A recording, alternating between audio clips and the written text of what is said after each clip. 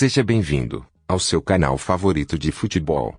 Inscreva-se e receba em primeira mão as notícias do seu time do coração. E não esquece de deixar aquele like maroto.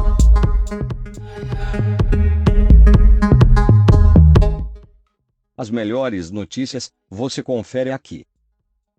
TRF determina retorno do lockdown no Distrito Federal e eventos esportivos voltam a ficar proibidos. 3 jogos poderão sofrer alterações ainda nesta semana. Por causa de contrato de jogador, time uruguaio aciona Palmeiras na FIFA, que pode ser punido. Flamengo sonda meio uruguaio Cristiano Atlético de Madrid.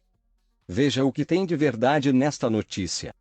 Já no tricolor do Morumbi, líderes do São Paulo fazem reunião com diretoria para debater pagamentos de direito de imagem atrasado.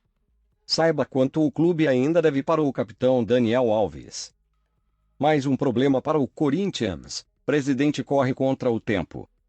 Argentino Lionel Messi poderá jogar seu último El Clássico da vida. O jogo contra o Real Madrid será no próximo sábado e o nosso canal irá transmitir somente para os inscritos, como forma de agradecimento. Então, se você ainda não for inscrito, não perca tempo. Ative o sininho. Toda vez que tiver vídeo ou live você será avisado. Alguns líderes do elenco do São Paulo fizeram uma reunião com o diretor Carlos Belmonte, nesta quinta-feira, para esclarecer a situação dos pagamentos de direito de imagem referentes a 2020. Durante o início da pandemia, a gestão Leco parcelou os valores para serem pagos neste ano. Na última terça-feira, a atual diretoria de Júlio Casares iniciou a quitação dos direitos de imagem atrasados de alguns atletas. No entanto, nem todos foram contemplados, e muitos sequer foram avisados que haveria pagamentos nesta semana. O fato incomodou os jogadores que ainda não começaram a receber a quantia, e os líderes Pablo, Bruno, Miranda, Renan e Luciano tiveram uma conversa com Belmonte para entender a situação. O caso foi explicado pelo diretor na reunião. Os jogadores entenderam a situação, e os pagamentos vão continuar nos próximos dias, dependendo da emissão das notas das empresas dos atletas e ocorrendo conforme o cumprimento dessa demanda. Fora de campo, o clube ainda possui dívidas que podem complicar a situação perante a FIFA e a Justiça, a médio prazo. Em relação a Tietê, emprestado ao Atlético Mineiro, o São Paulo deve 22 milhões de reais ao Dinamo de Kiev, em caso aberto na entidade máxima do futebol. Outro problema é sobre o empréstimo de Kaká, que veio do Orlando City, cerca de 6 milhões de reais.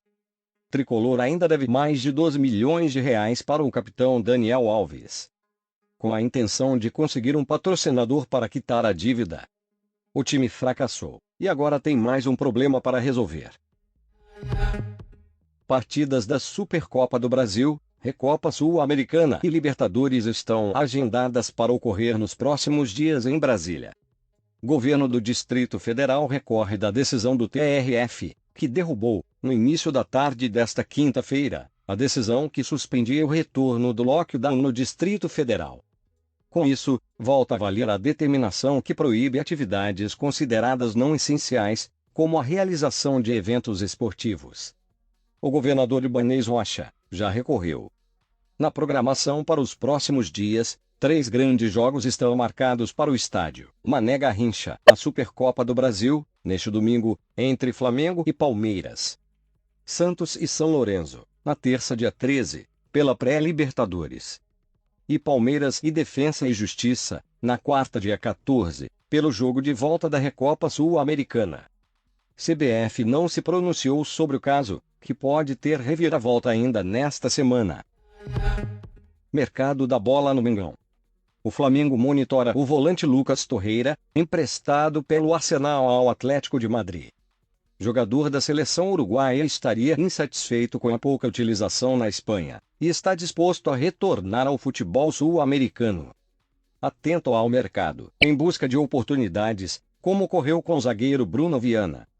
Aos 25 anos, Lucas Torreira não tem sido muito aproveitado por Diego Simeone no Atlético, onde possui vínculo até junho deste ano.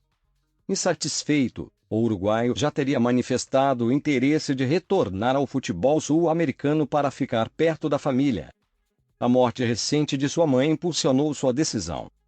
Torreira tem contrato com o Arsenal até junho de 2023 e custou 30 milhões de euros aos cofres do clube londrino, em 2018.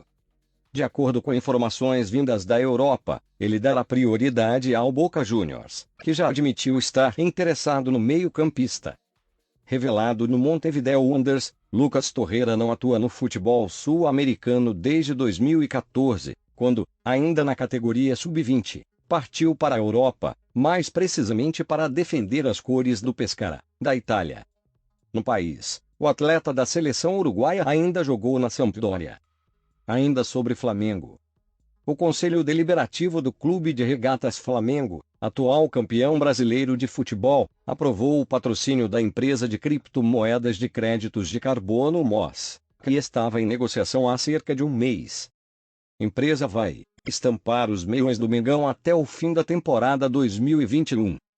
Na semana passada, o CEO da MOS, Luiz Adame, falou sobre a expectativa da empresa com patrocínio de 3,6 milhões de reais para o gigante do futebol brasileiro. Segundo ele, o Técnico 2 poderá subir até 550% nos próximos anos.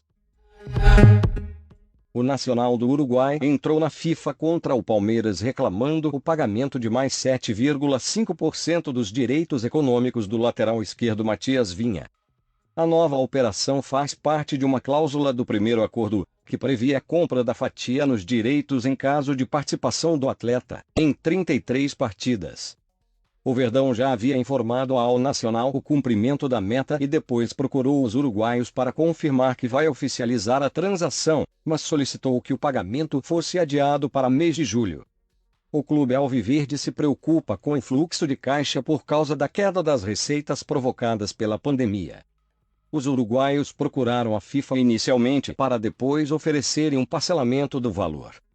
O Verdão agora pode aguardar o processo na entidade até a definição da situação. Neste período, não há possibilidade de o Verdão ser impedido de registrar novos atletas.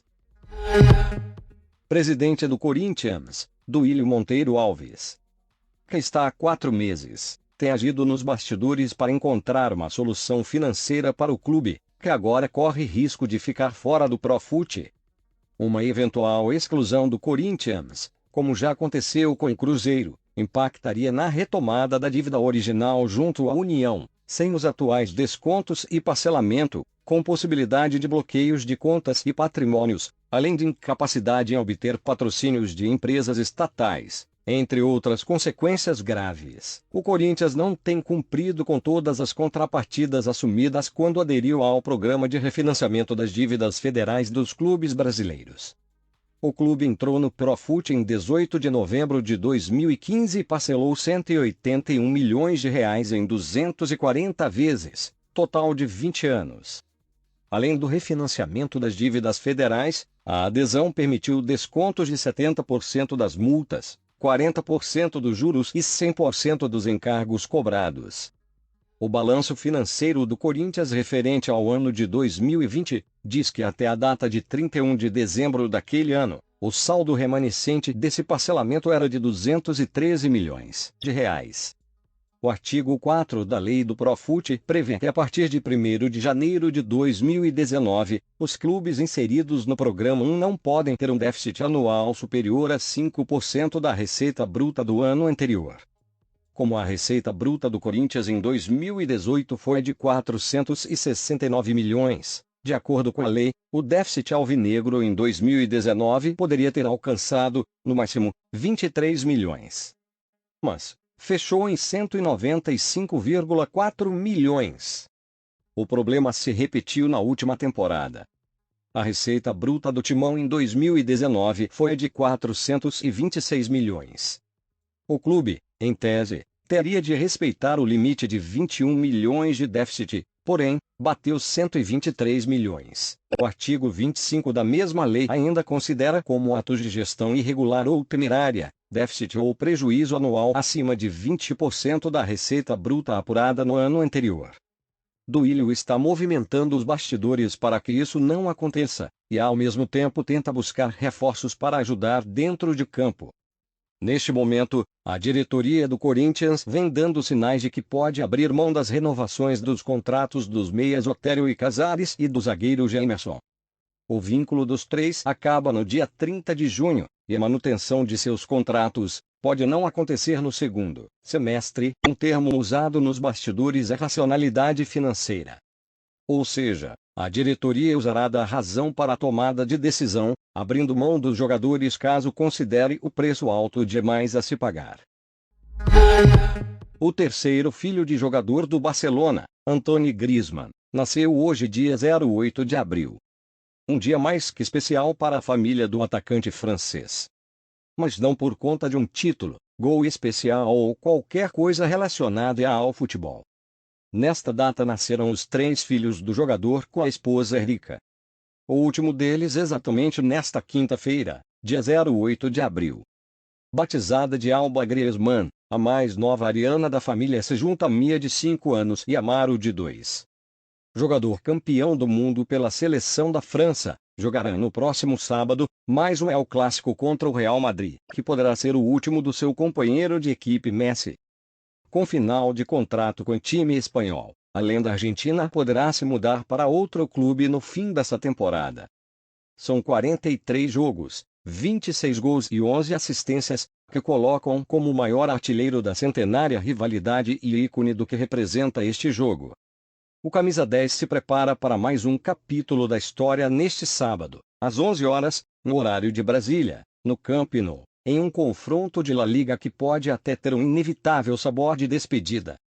Clubes estão de olho na chance de contar com o atleta. Manchester City e Paris Saint-Germain foram os que demonstraram interesse em sua contratação. Deixa seu like se gostou do vídeo, e inscreva-se no canal. Vem fazer parte do nosso time. Aqui o campeão é você.